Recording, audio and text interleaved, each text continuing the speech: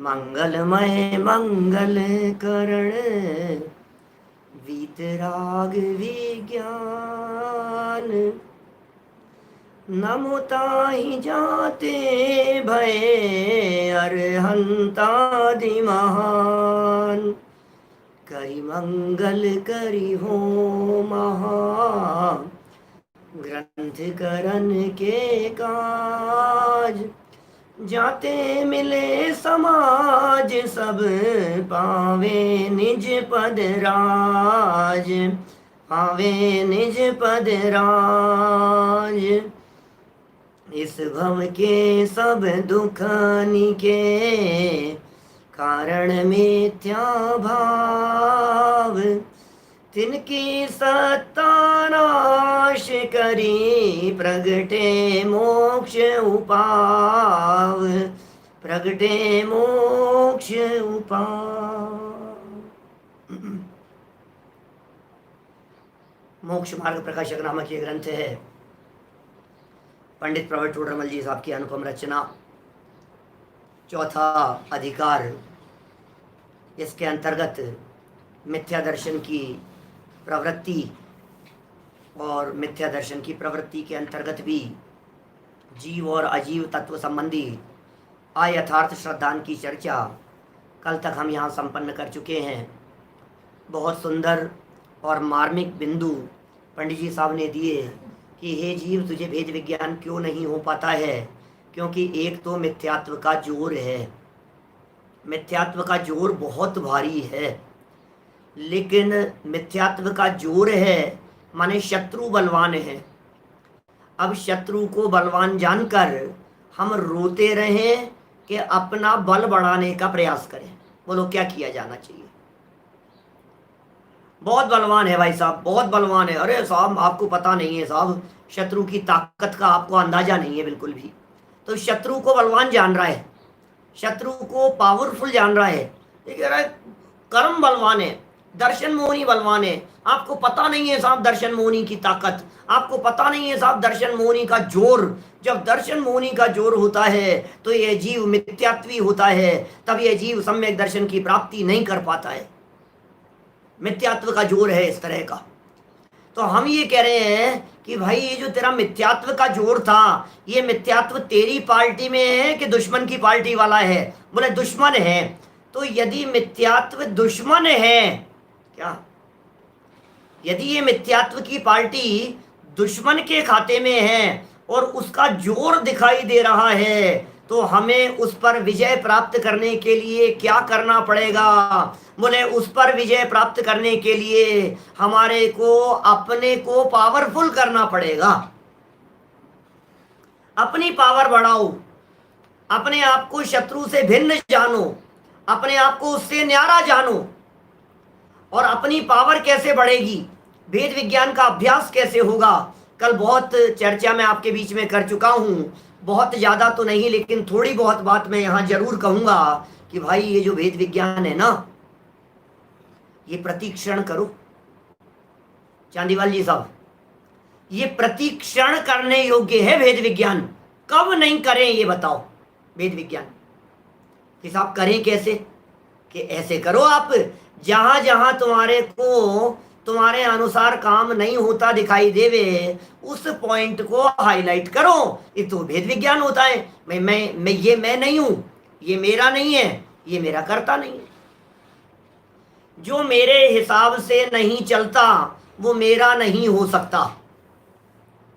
आप कहेंगे साहब मेरे हिसाब से तो बहुत लोग चलते हैं, मेरे हिसाब से तो सब कुछ चलते फिरते हुए दिखाई देते हैं। कि कभी कभी ऐसा भी होता होगा जब ये मेरी मर्जी के बिना भी चलते हैं। होता है कभी ऐसा? ऐसा कई बार होता है।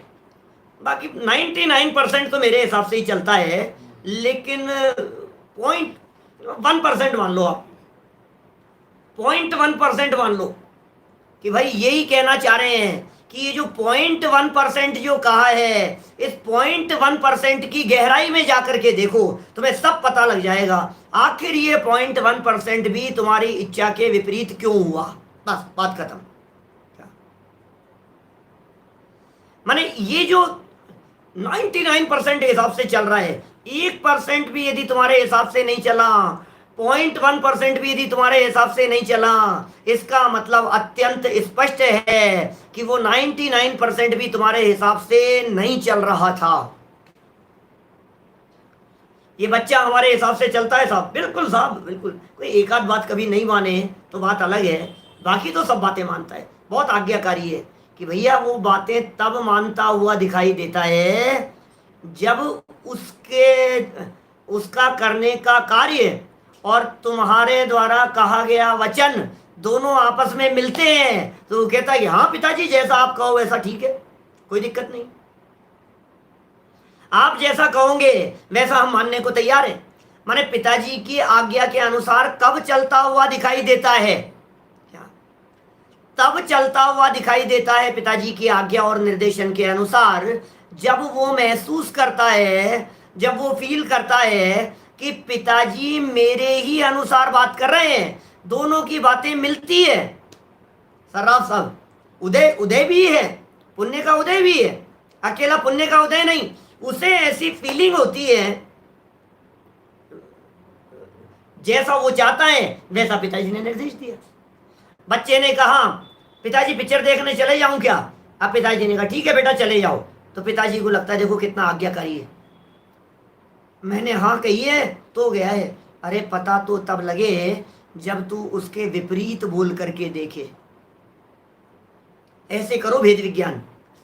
आपको यदि ये लगता है ये बच्चे हमारे हैं, ये बहू हमारी है, ये पोते पोती हमारे हैं, ये तो हमारी आज्ञा के अनुसार चलते हैं, कभी कभी दिन भर में, एक आध दिन में, जस्ट फॉर प्रैक्टिस, प्रैक्टिस के लिए, सिर्फ प्रैक्टिस के लिए ऐसा करके देखो। कैसा करके देखना है कि वो जो करना चाहते हैं उसके विपरीत बोल करके देखो। अरे 2 साल के बच्चे के भी विपरीत बोलते हो ना आप, 2 वर्ष के बच्चे के भी पलट करके सामने जवाब दे देता है, आपको समझ में आ जाती है कौन अपना है और कौन पराया है। दिन भर इन बातों को हाईलाइट करना है, हमारे को अपने उपयोग में हाईलाइट करना है, बस भेद विज्ञान हो जाएगा। ये भेद विज्ञान का तरीका है। और जब ये भेद विज्ञान बलवान होता है तो मिथ्यात्व कमजोर होता है। मिथ्यात्व कमजोर होता है भेद विज्ञान के बल से। श्रद्धा अपने में अपनापन करते हुए मिथ्यात्व के 3 टुकड़े कर देती है। ऐसी चोट पड़ती है मिथ्यात्व के ऊपर कि उस मिथ्यात्व के 3 टुकड़े हो जाते हैं सदा सदा के लिए।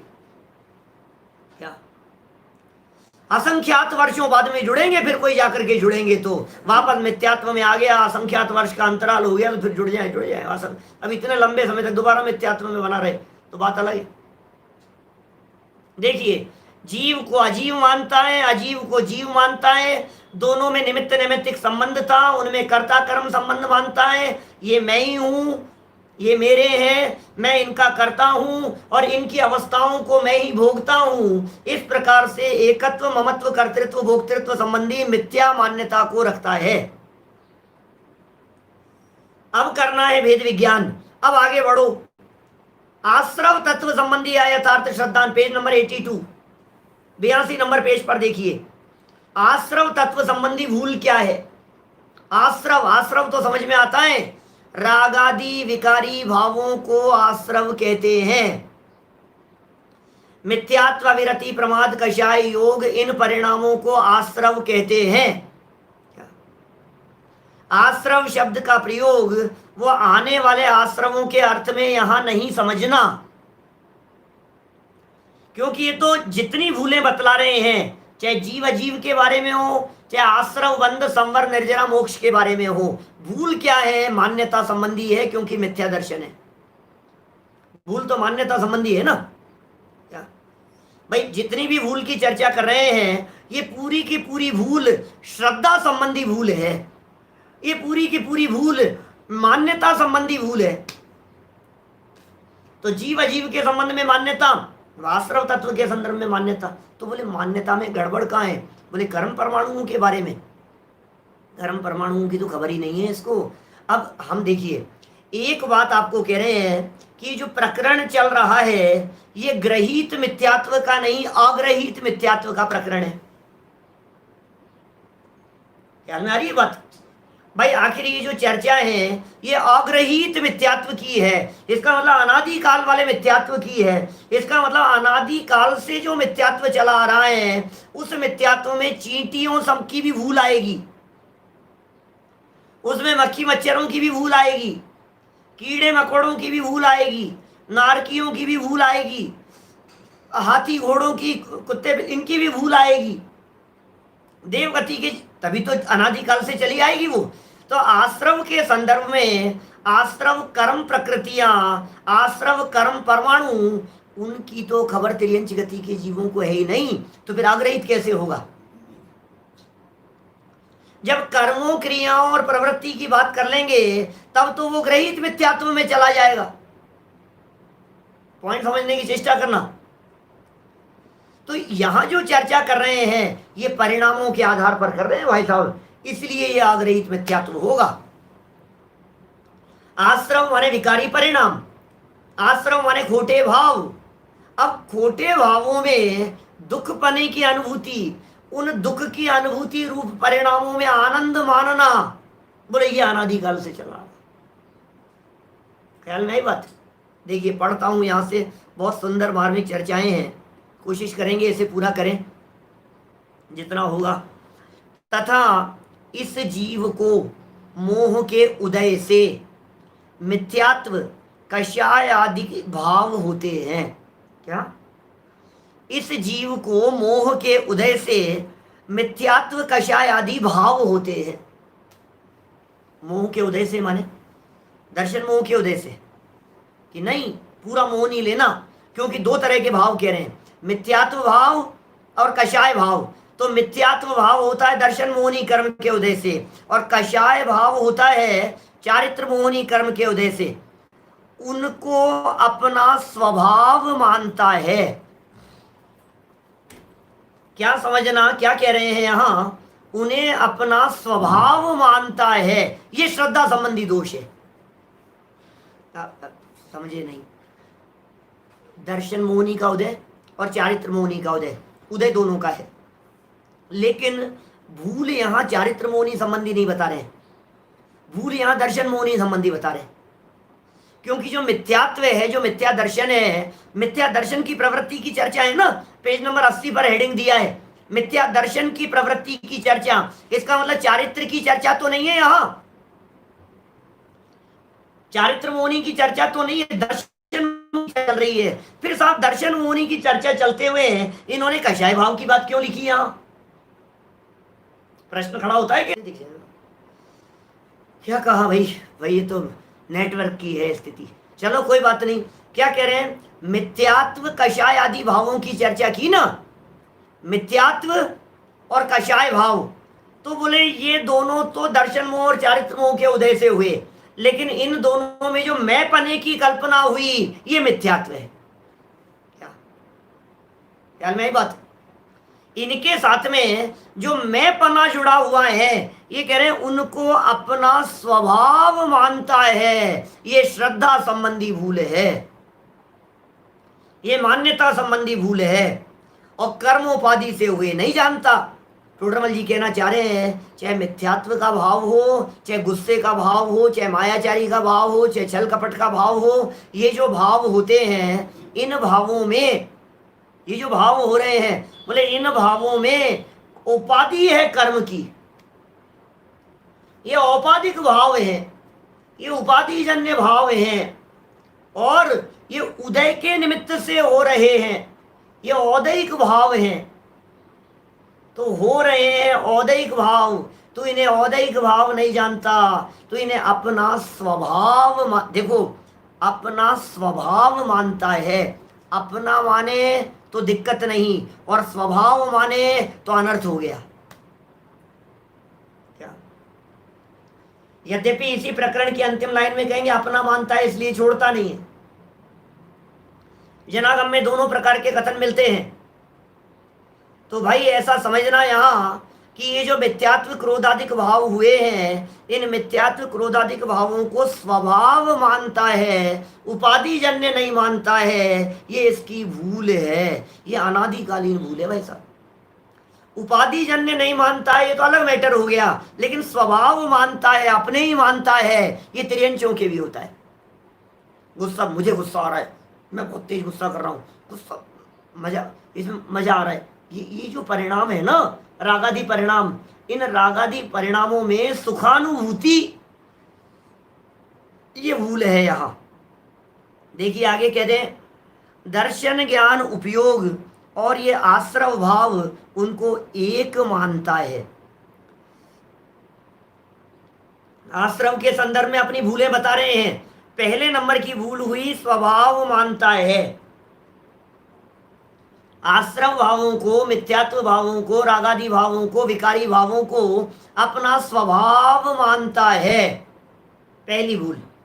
भूल नंबर 2, दर्शन ज्ञान उपयोग और आश्रव भाव उनको एक मानता है। भाई जैसे दर्शन ज्ञान है वैसे क्रोध आदि के, क्या फर्क पड़ गया? ज्ञान की पर्याय ज्ञान है, दर्शन की पर्याय दर्शन है, और चारित्र की पर्याय क्रोध आदि के, तो मेरी पर्याय तो है। कारण क्या है, क्यों मानता है? क्योंकि इनका आधारभूत तो एक आत्मा है, ये प्रॉब्लम है। इनका आधारभूत एक आत्मा है। भाई ज्ञान क्या कहाँ पैदा हो रहा है? बोले आत्मा में। दर्शन कहाँ पैदा हो रहा है? बोले आत्मा में पैदा हो रहा है। बोले मिथ्यात्व कहाँ पैदा हो रहा है? बोले आत्मा में। बोले गुस्सा कहाँ पैदा हो रहा है? बोले आत्मा में। इसमें तो क्रोध पैदा नहीं होता है भाई साहब, इसमें तो क्रोध पैदा नहीं होता है ना, इसमें तो नहीं आता। कि टेबल कुर्सी के अंदर क्रोध पैदा होता है क्या? दीवालों में क्रोध पैदा होता है क्या? कि नहीं, तो आत्मा में ही पैदा होता है। इसलिए ये कह रहे हैं मिथ्यात्व क्रोध आदि जो भाव थे, आधारभूत तो एक आत्मा है, पैदा तो आत्मा में ही होंगे। ये पुद्गल में पैदा नहीं होते, ये अचेतन अजीव द्रव्यों में पैदा नहीं होते, तो पैदा तो एक आत्मा में ही होते हैं। और इनका परिणमन एक ही काल में होता है। जिस समय ज्ञान का परिणमन हो रहा है उस समय राग का परिणमन हो रहा है, जिस समय क्रोध का परिणमन हो रहा है उस समय दर्शन आदि का परिणमन हो रहा है। सारे परिणमन एक साथ चल रहे हैं। वस्तु में ज्ञान, दर्शन, सुख, वीर्य, चारित्र आदि समस्त गुणों का परिणमन, चाहे वो विकारी परिणमन हो चाहे वो निर्मल परिणमन हो, दोनों ही परिणमन एक साथ चल रहा है। क्या इसलिए भिन्नता भाषित नहीं होती? ये प्रॉब्लम है। सुरेश जी भाई साहब बोलो क्या कह रहे हैं? भिन्नता भाषित क्यों नहीं होती है बतलाइए? क्योंकि अलग दिख ही नहीं रहे हैं ना, साथ साथ में दिखाई दे रहा है, साथ साथ में दिखाई दे रहा है, इसलिए अलग भाषित नहीं होता। अलग हो जाए तो अलग दिखाई देवे। देखिए जो जगत में पदार्थ एक में एक जैसे दिखाई देते हैं उनमें भिन्न भिन्न पना नहीं दिखता। क्या जैसे गोल्ड और गोल्ड के साथ में किट्टी काली माँ, तो गोल्ड और किट्टी काली माँ, स्वर्ण और किट्टी काली माँ, उसकी मलिनता, इन दोनों को एक रूप मान रहा है, जबकि गोल्ड का स्वभाव अलग है और किट्टी काली माँ विभाव रूप है। दो न्यारी न्यारी चीजें हैं ना भाई, एक स्वभाव है और एक विभाव है। आत्म कल्याण की दृष्टि से सुनो समझो तो समझ में आएगी भाई बात। क्या ये बातें मेरे ही हित के लिए है, इनमें तो मेरा ही हित भाषित होता है, ऐसा अनुभव में आता है क्या? आपकी फीलिंग में ये बात आ रही है क्या कि इनसे तो मेरा ही भला भाषित होता है? इन बातों को समझने से क्यों समझ रहे हैं अपने आश्रव तत्व संबंधी भूल? क्योंकि हमारी गलती है। पहली गलती हुई, दोनों को स्वभाव मानता है, आश्रम को स्वभाव मानता है। दूसरी गलती हुई, दर्शन ज्ञान उपयोग को और आश्रम भावों को एक समझता है। ये साहब ये भूल क्यों कर रहा है? क्योंकि परिणमन एक है और काल एक है, परिणमन का एक ही काल है, इसलिए भिन्नता भाषित नहीं होती। ऐसे लगता है कि ये दो नहीं है, ये तो एक ही है। भाई जो दो एक साथ होते हुए दिखाई देते हैं उनमें द्वैत पना, अरे कभी कभी तो हस्बैंड वाइफ दोनों एक दूसरे के अनुसार 100% चलते हो, आस पड़ोस वाले सब जानते हो, तो पता है क्या कहते हैं? ये दो नहीं है, ये एक ही है। अरे ये तो दोनों एक ही है। दो भाई भाई एक दूसरे के साथ में अत्यंत घनिष्ठता हो, एक भाई से कोई बात करे, भाई साहब वो दोनों एक ही हैं। दो दोस्तों के बारे में, जिनकी धारा एक हो, जिनकी दिशा एक हो, उन्हें एक कह करके पुकारता है। ये जगत में ऐसी दशा देखी जाती है।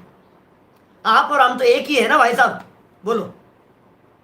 आप में और हमारे में, हम दोनों ही मुमुक्षु हैं, दोनों ही मोक्ष मार्गी हैं, दोनों ही एक ही पंथ वाले हैं, एक ही आमनाए वाले हैं, एक ही रास्ते में चल रहे हैं। तो एक ही भाई, अरे इनमें हमारे फर्क थोड़ी, एक ही है भाई साहब। आप में हमारे में क्या फर्क है? आपको भी सम्यक दर्शन लेना है, हमें भी सम्यक दर्शन लेना है, तो दोनों एक ही हो गए ना। क्यों एक कह रहा है? क्योंकि दोनों साथ साथ में एक दिशा में चल रहे हैं।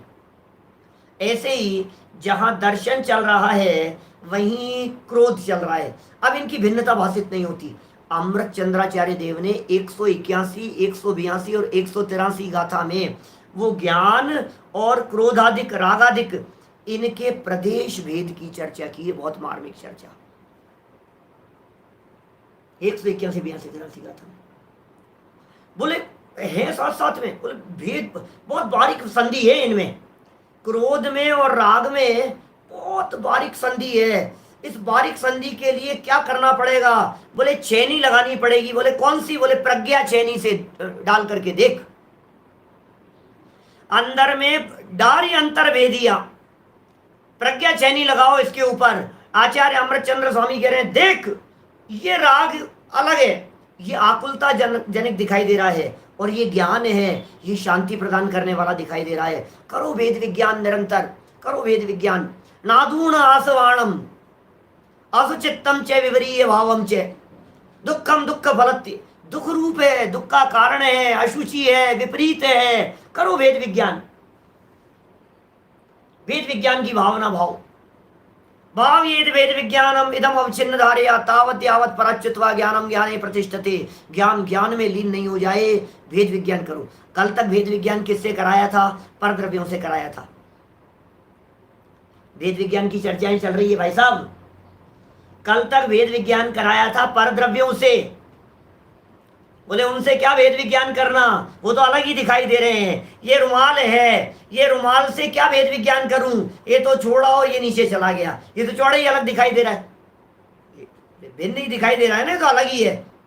तो प्रकट जुदे धनधामा, बोले वो तो अलग है। अब वेद विज्ञान कराया शरीर से, बोले ये तेरे हिसाब से नहीं चलता, बोले ये बाल तेरे हिसाब से नहीं चल रहे हैं, बोले नाखून तेरे हिसाब से नहीं चल रहे हैं, बोले दाढ़ तेरे हिसाब से नहीं चल रही है, दांत तेरे हिसाब से नहीं चल रहे हैं, शरीर का काला गोरापन निशान पड़ गया, फुंसी हो गई, दाग हो गया, धब्बा लग गया, आंखों के नीचे कुछ काला हो गया, तेरे हिसाब से नहीं चल रहे हैं। कर वेद विज्ञान। जब जब हमारे हिसाब से नहीं चले, मारो वेद विज्ञान की चोट उसके ऊपर। समय सार ग्रंथ की बात कर रहा हूं साहब, राजेश जी। 181, 182, 183 नंबर की गाथा समय सार ग्रंथ संवर अधिकार की प्रारंभिक गाथाएं हैं। उपयोग में उपयोग है, क्रोधादि में उपयोग ना, ये मूल गाथा है। ओगे उपयोग में उपयोग है, ग्रंथराज समय सार की बात है। माने ऐसा वेद विज्ञान कराया उनके बीच में, आश्रमों के साथ में, क्योंकि स्टेप बाय स्टेप चल रहे हैं। 7 तत्व संबंधी भूलों में भी स्टेप बाय स्टेप चल रहे हैं। देखिए पहले वहां से वेद विज्ञान कराया पर के साथ में, फिर वेद विज्ञान कराया देह के साथ में, फिर देह के साथ में वेद विज्ञान कराने के बाद में नेक्स्ट स्टेप पर वेद विज्ञान आ गया अपने विकारी परिणामों के साथ में। फिर आगे चल करके या पहुंच जाएंगे निर्मल परिणामों के साथ में। समझ में आ रही है बात? ये वेद विज्ञान की धारा किस तरह से अंतर चली जाती। तो जो ज्ञान का परिणाम था वो तो मेरा परिणाम था, जो ज्ञान का परिणाम था वो तो कैसा था? अपना स्वभाव भाव था।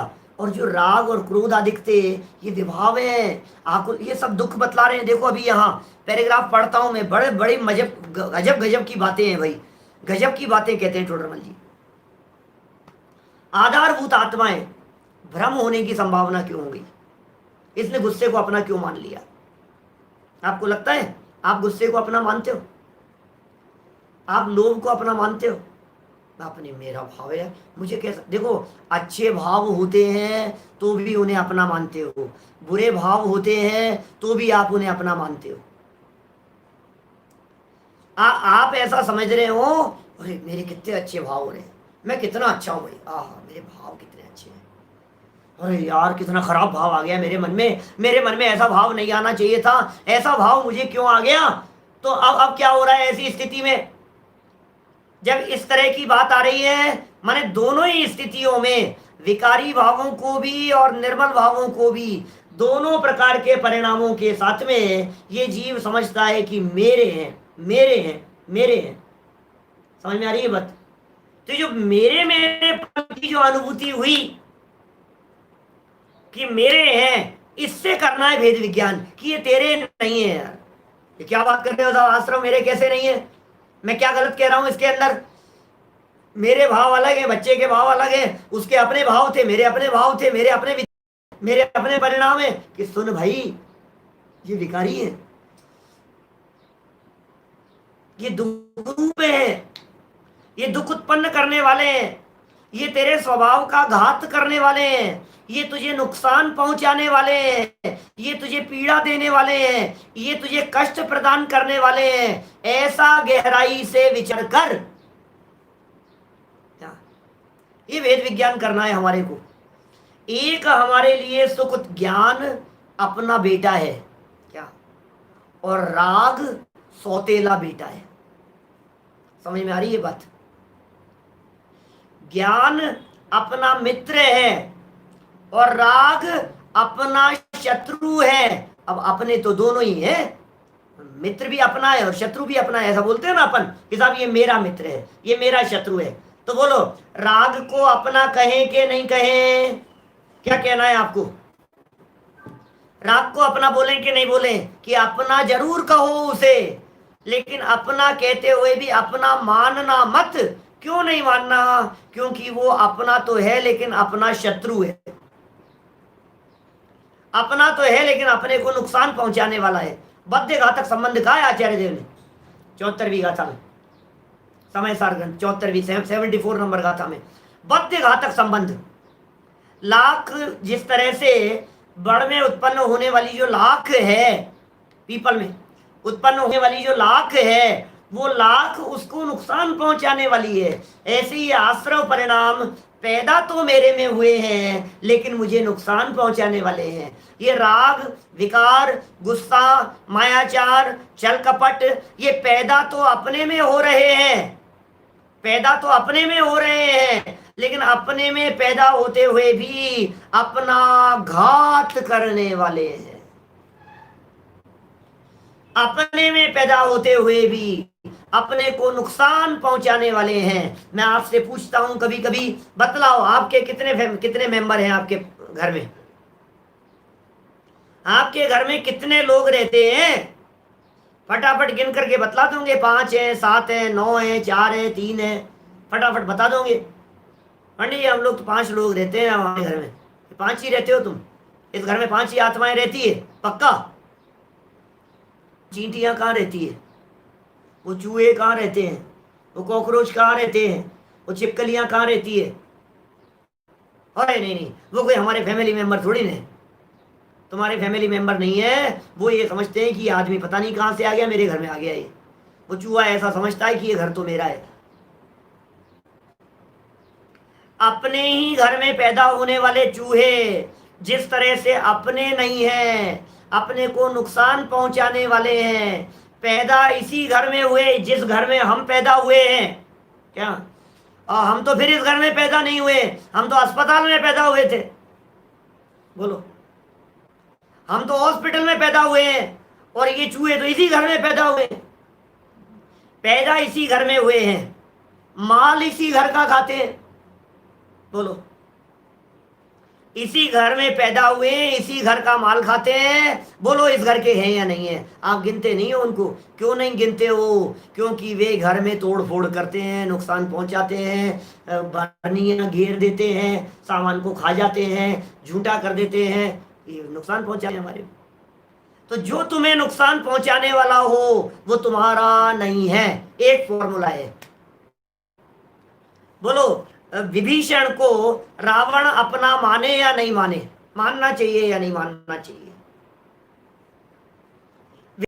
अपने दिल की बात शेयर करना चाहिए या नहीं करना चाहिए।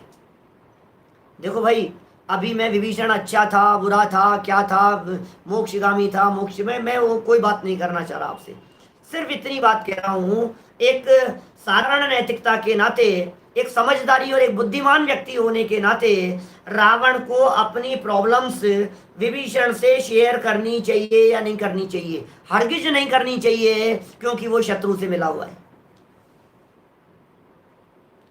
अच्छे या बुरेपन की बात नहीं कर रहे हैं हम, हरगिज नहीं करनी चाहिए, क्योंकि वो दुश्मन से मिला हुआ है, क्योंकि वो शत्रु से मिला हुआ है, क्योंकि वो मेरे राज्य का घात करने वाला है, वो मेरे राज्य का नुकसान पहुंचाने वाला है, वो मेरी मौत का कारण है। इसी तरह से आश्रव भाव, ये विकारी भाव, ये हमारे मौत के कारण है।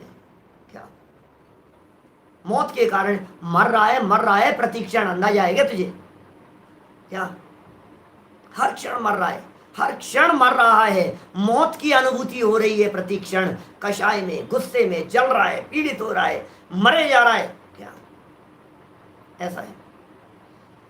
चलिए, क्या कह रहे हैं, भ्रम क्यों हो गया, गलती कहां हो गई हमारी? कि गलती इसलिए हो गई कि इनका परिणमन एक ही काल में होता है। परिणमन एक ही काल में होता है, इसलिए इसे भिन्नता भाषित नहीं होती, इसे अलग अलग ही नहीं रहा है। अभी देखो, ये जो रुमाल है, ये रुमाल अलग है और रुमाल का मैल अलग है, ये हमारे को भिन्नता भाषित नहीं होती।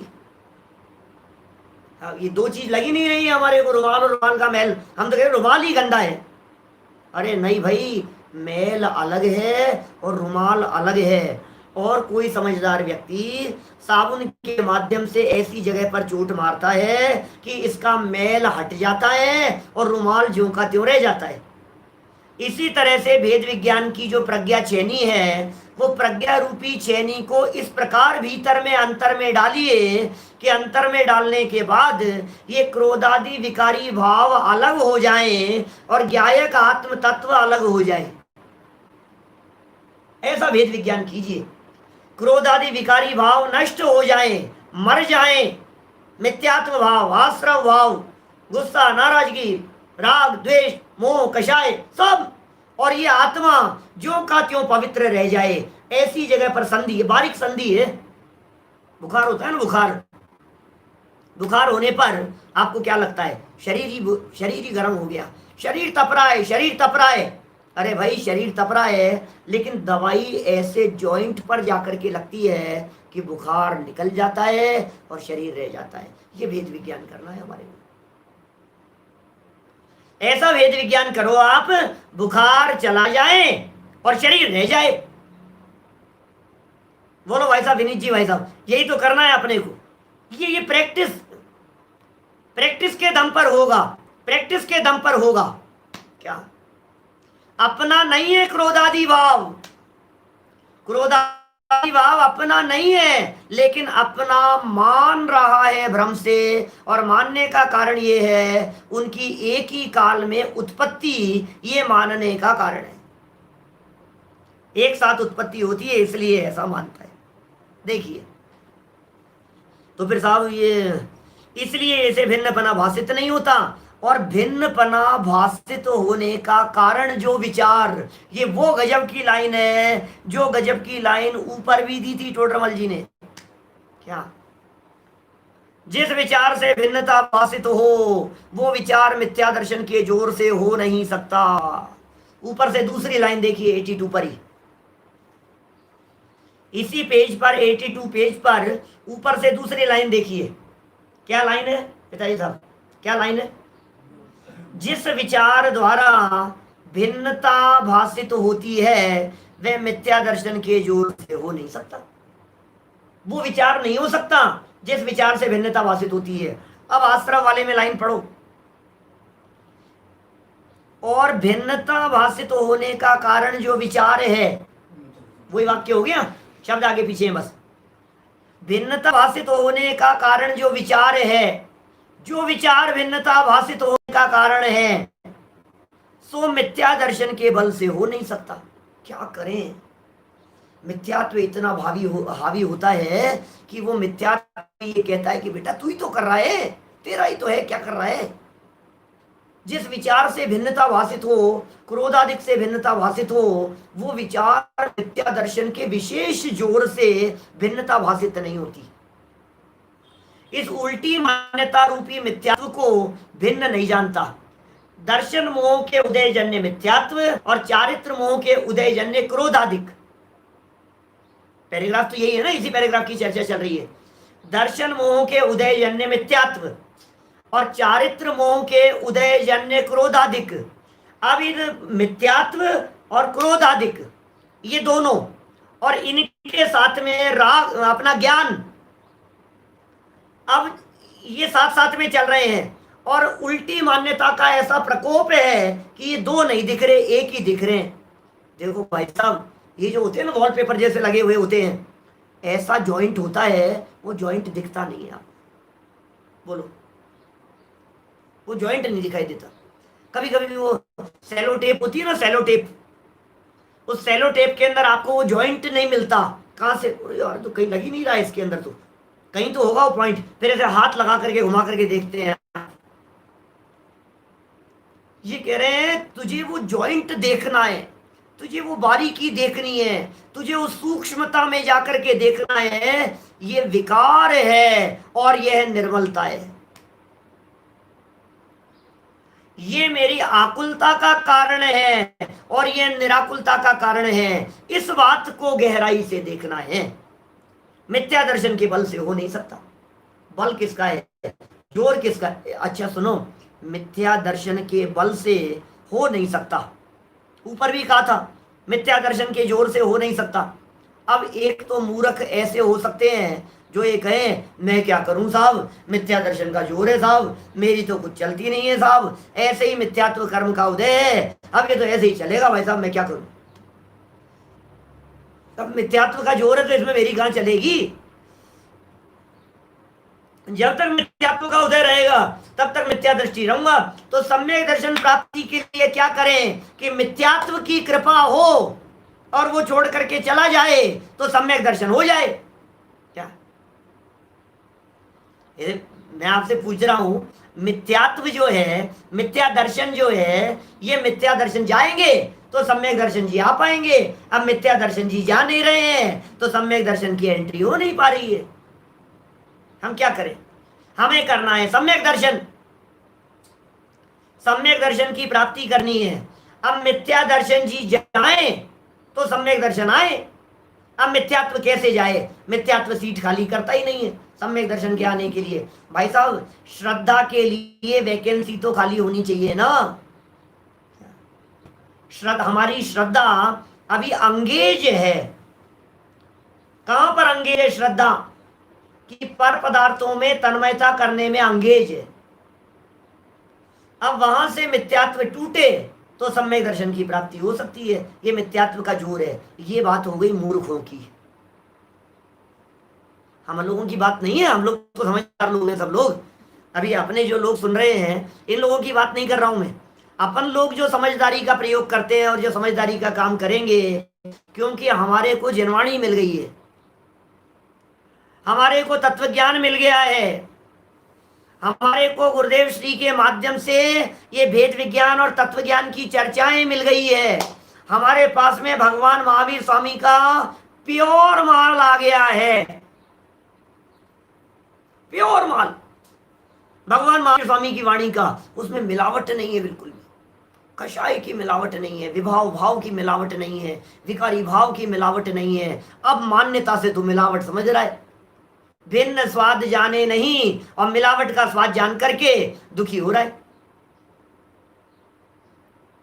बोलो, अब अगले समय की जो पर्याय उत्पन्न हो रही है, उस अगले समय की उत्पन्न होती हुई पर्याय में फिर मौका मिला और मिथ्यात्व के जोर से मिथ्या श्रद्धा, श्रद्धा फिर विपरीत, श्रद्धा फिर विपरीत, श्रद्धा फिर विपरीत, हर अगले समय के अंदर श्रद्धा विपरीत विपरीत विपरीत होती चली जा रही है। एक ही उपाय है, हे जीव, बुद्धि पूर्वक तेरा काम तो तत्व विचार करना है, वेद विज्ञान का अभ्यास करना है। इसके अलावा और कुछ तेरे हाथ में नहीं है। मिथ्यात्व को नष्ट करने के लिए क्या करें भाई साहब? तुम्हारे हाथ में कुछ नहीं है, तुम कुछ नहीं कर पाओगे। अभी तो पूरा करने की तो भावना थी मेरे, लेकिन अब पूरा नहीं कर पाएंगे अपन। यही जो 3 बिंदु दिखाए हैं, उन्हीं 3 बिंदुओं को एक बार देख लो आप। विपरीत मान्यता संबंधी क्या क्या बातें कह दी है, आश्रव तत्व के संदर्भ में हम क्या क्या भूल कर रहे हैं। अब सुबह से शाम तक और 24 घंटे में 23 घंटे में आप दोबारा इसका अभ्यास करके सामने आकर के बैठना। आपको दिन देख बेटा गुस्सा आ जाएगा, मुझे बहुत तेज गुस्सा आ रहा है मुझे, तब उस गुस्से के काल में ये भेद विज्ञान करना कि मैं गुस्सा करने वाला हूं कि गुस्से को जानने वाला हूं, बस ये भेद विज्ञान करो। बोले मेरा काम जानना है कि मेरा काम क्रोध करना है, जी ये करो अभ्यास। क्रोध मेरा काम नहीं है, क्रोध विभाव का काम है। अरे 2 दिन पहले भी तो बतलाई थी ना आपको, 3 क्रियाएं एक साथ कही थी अपन ने, जीव अजीव तत्व संबंधी आयतार श्रद्धान में 3 क्रियाएं एट ए टाइम कही थी। कौन कौन सी 3 क्रियाएं? एक ज्ञान की क्रिया, एक राग की क्रिया और एक विभाव की क्रिया, एक जड़ की क्रिया। ज्ञान क्रिया, राग क्रिया और जड़ की क्रिया। अब ये इन सबको मिलाकर के एक मानता है, तो जड़ प्रमुख है, हावी है, उनको एक मान रहा है। जड़ को चेतन और चेतन को जड़ मान लिया, ये तो जीव अजीव का यथार्थ श्रद्धान हो गया। अब इन 3 में ही जड़ की क्रिया को तो भिन्न बता दिया, ये चर्चा पहले भूल निकल गई जीव अजीव तत्व संबंधी। कथन समझना भाई, निकलेंगी एक साथ, सातों तत्व संबंधी भूल एक साथ ही निकलती है।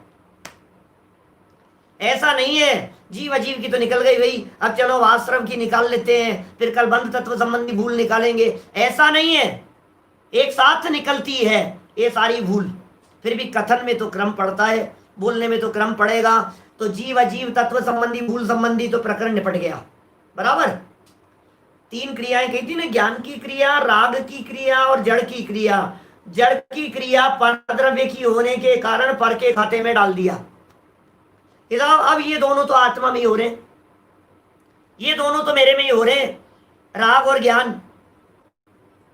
अब इनमें भिन्नता भाषित नहीं होती। तो आश्रव तत्व संबंधी अयथार्थ श्रद्धान बताते हुए, यथार्थ श्रद्धान की प्रेरणा देते हुए ये कह रहे हैं कि इन दोनों में भी बारीक संधि है।